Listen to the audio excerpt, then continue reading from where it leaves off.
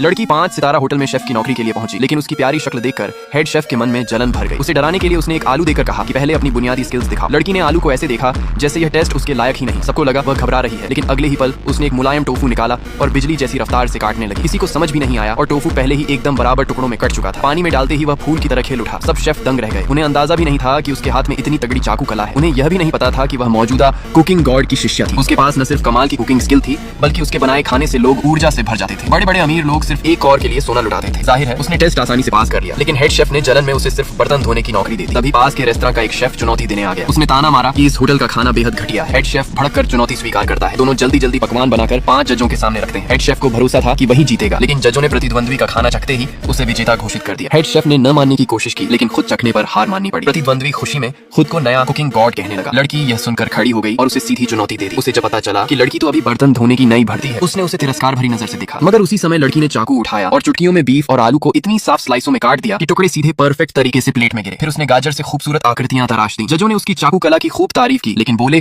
कि असली पकवान बनाना आना जरूरी है। लड़की किसी बात से विचलित नहीं हुई। उसने पैन गर्म किया, तेल डाला और कुछ ही देर में डिश तैयार कर दी। जजों ने उसका पकवान देखा, वह दिखने में ही बेहतरीन था। उन्होंने एक और चखा और तुरंत उनकी आंखों में खुशी चमक उठी। उन्होंने कहा कि यह उनकी जिंदगी का सबसे स्वादिष्ट पकवान है।